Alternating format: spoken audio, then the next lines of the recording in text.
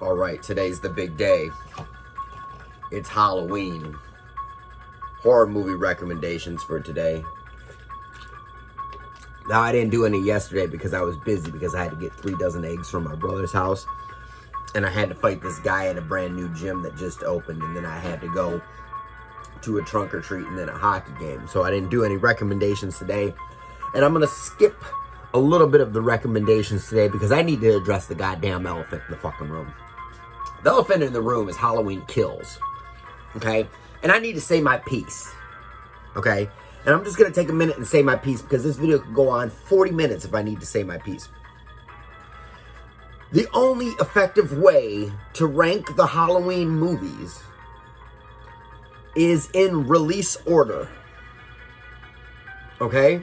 There's no deviation. Okay? And the reason that you can rank them in release order, unlike the Nightmare on Elm Street movies where you could make a case that maybe number 2 or number 3 is better than the original, and you know, the Friday the 13th movies where you can make a case where number 3 or number 6 is better than the original.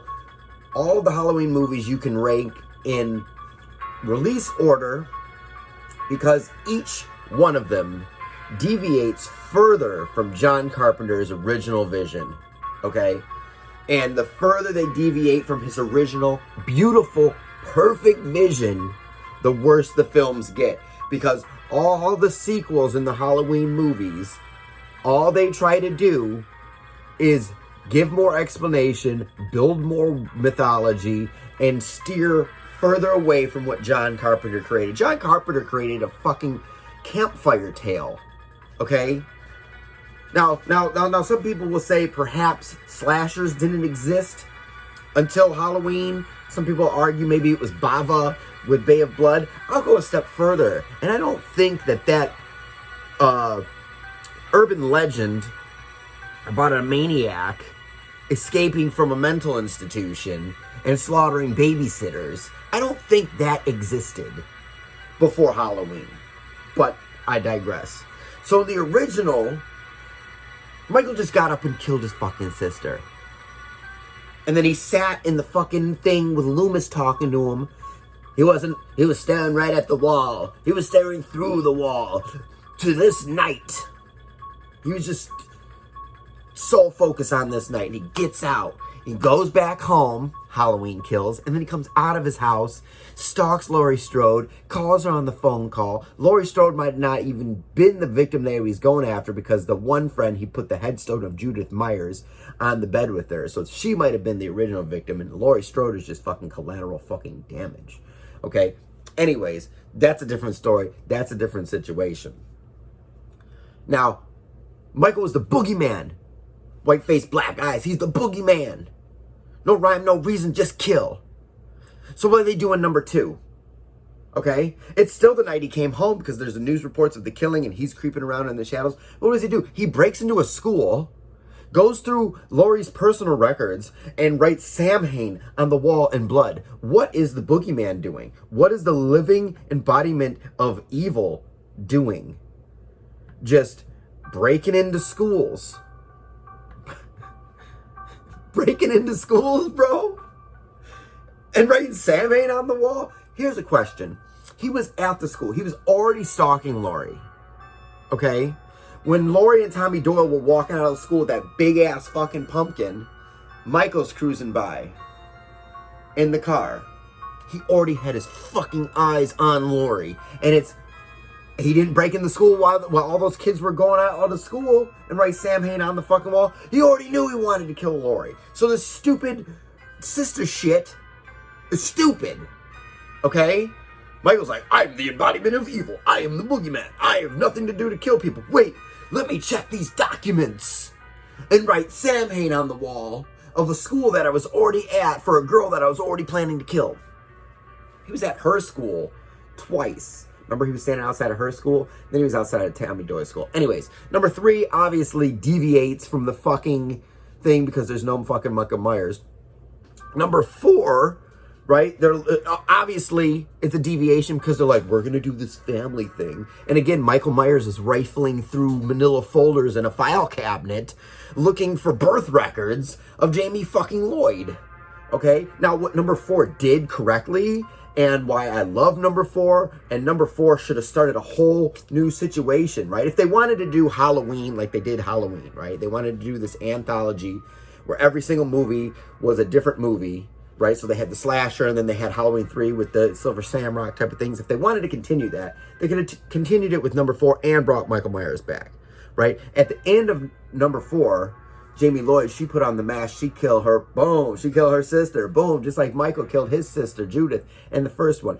Number 5 could have been about now Jamie Lloyd is the fucking shape, but instead they did telepathic communications of taste buds between Michael Myers and fucking Jamie fucking Lloyd, and he can see out of her eyes and she can't talk, and this is a whole mess. So then it's a further deviation because then they bring in this weird occult Mark of Thorn fucking thing, and they come and they kill all the police or something, right? Number 6, again, further deviation. There's more children. It's his grandchild now, right? His grandniece or whatever, right? And there's more Mark of Thorn bullshit.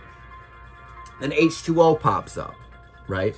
And just like everybody did with Halloween 2018, yay!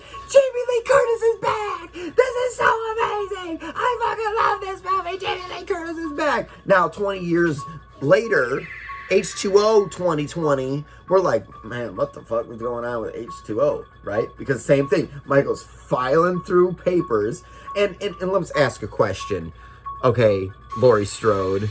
So, you fake your death, move across country, change your name, but for some reason you tell Dr. Loomis's doctor or assistant.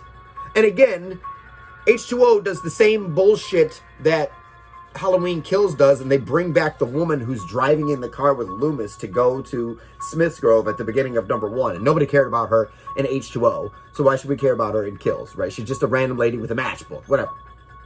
But why do you tell that woman? Why do you tell that woman all your personal fucking details? Why does she have files on you in her fucking house?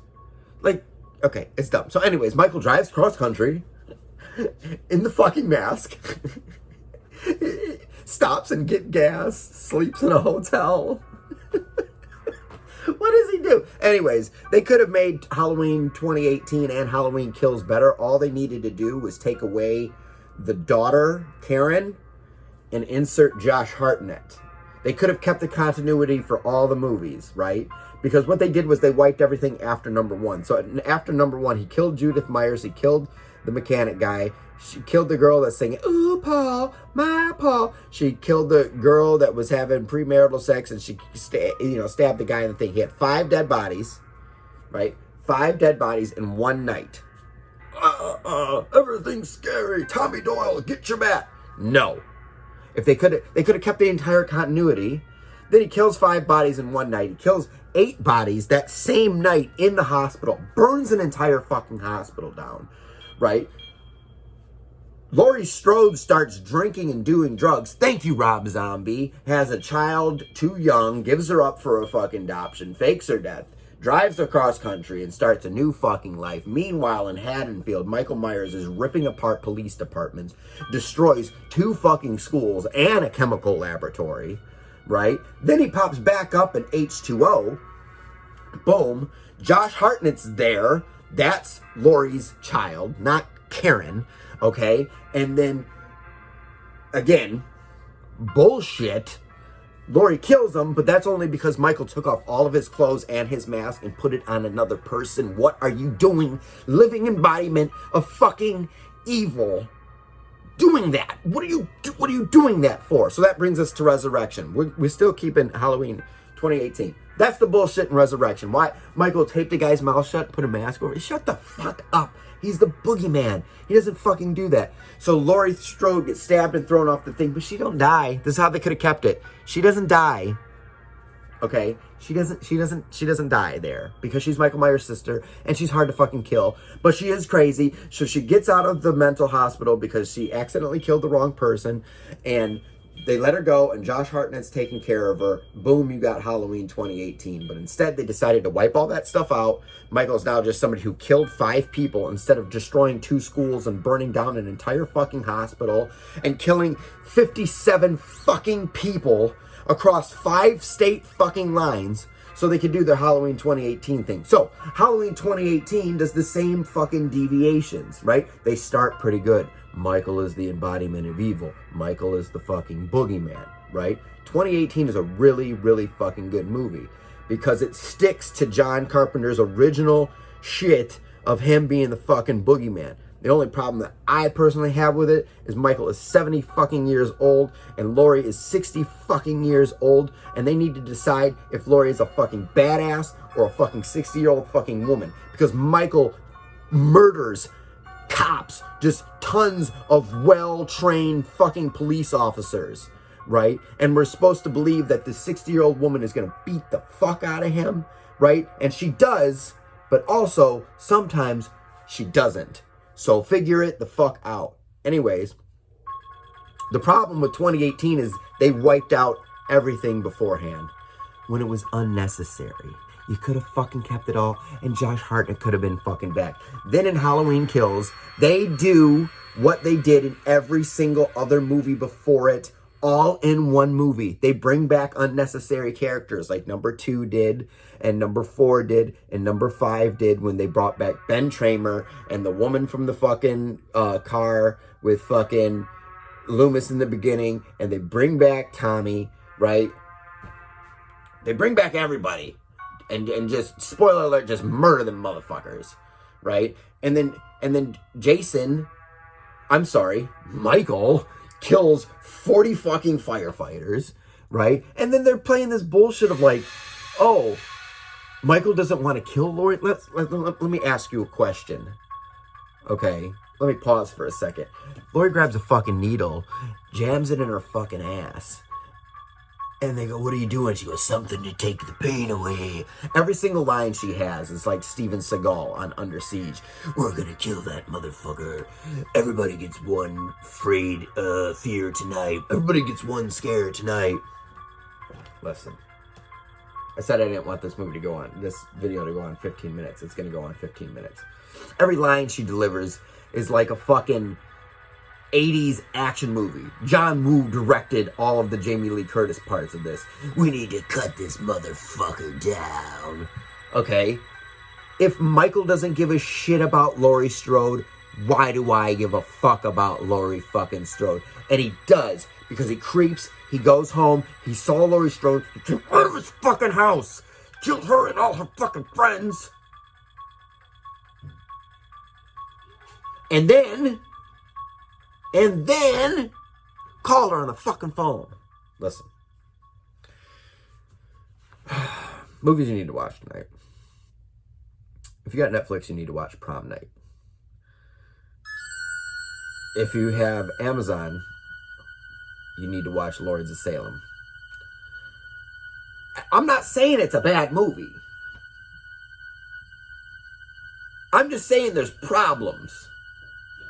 Lots and lots and lots and lots of problems. Lots and lots and lots and lots of problems that happen in all the other movies that it conveniently erased from the mythos. There's a hospital like number 2. Bring back weird characters like number 2. They got the stupid masks like number 3. They try to make it not about Michael Myers. They try to make it about the riot instead of Michael Myers, just like in number 3, right? There's a daughter that gets attacked and killed like in number fucking 4. There's no telepathy, so number 5 they don't really do. The number 6 there's a granddaughter. H2O, now Laurie's not dead, Michael's not dead. The faking deaths, right? The resurrection, but who? Busta Rhymes gonna show up? Is Busta Rhymes gonna show up? Okay, the sheriff in the town looks like the fucking badass who hunts Jason. And Jason goes to hell. Anyway, I'm not gonna. And then there's fucking. It's a good movie. I'll watch it again. But motherfucking Big John and Little John playing fucking Marco Polo. Big John, Big John, the dining room's clear. Little John, fucking playing Marco Polo. I thought they're up there with Kincaid as the. If you have Tubi,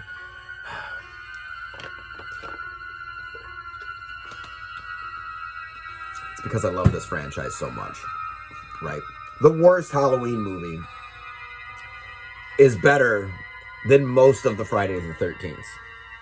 I'd have to say Halloween Kills is the worst Halloween movie in the franchise, but it's better than, I mean, come on, Friday the 13th part fucking 7, where he fights the girl with telepathy who throws fucking candles at him. Or the Dream Child from Fred fucking. If you have Tubi, you need to watch Contamination about exploding alien fucking eggs. And they brought back Loomis. Right?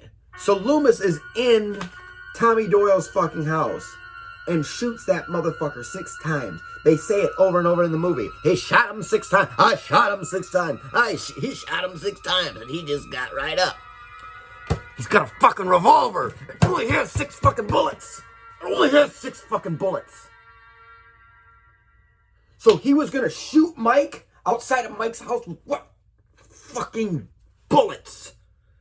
Loomis doesn't know what to do with a fucking gun.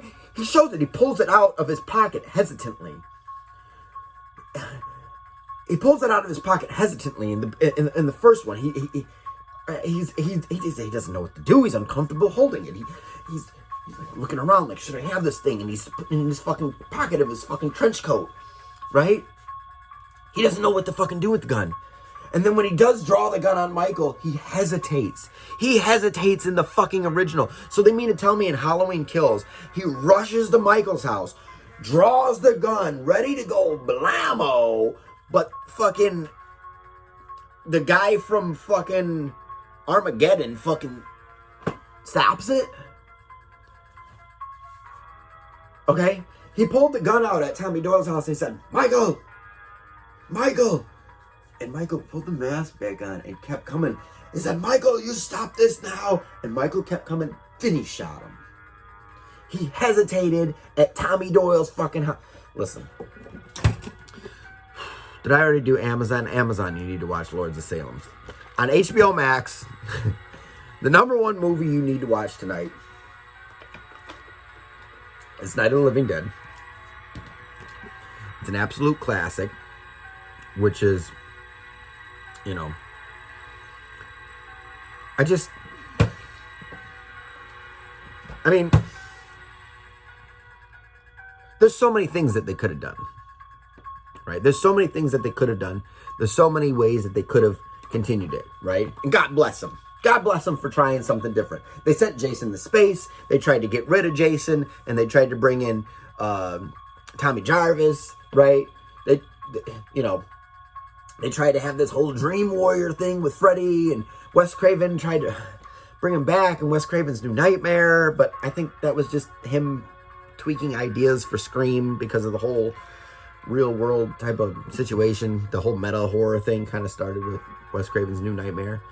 But the problem with Halloween Kills is they wipe away not just the mythos of 2 through 9 or whatever, they wipe out #1.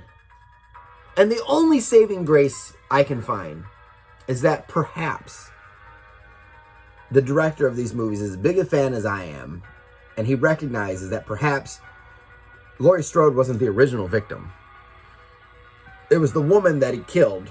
I can't remember her fucking name.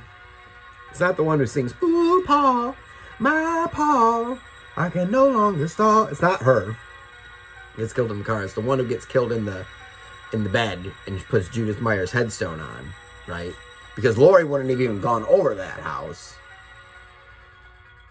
and seen that, you know. But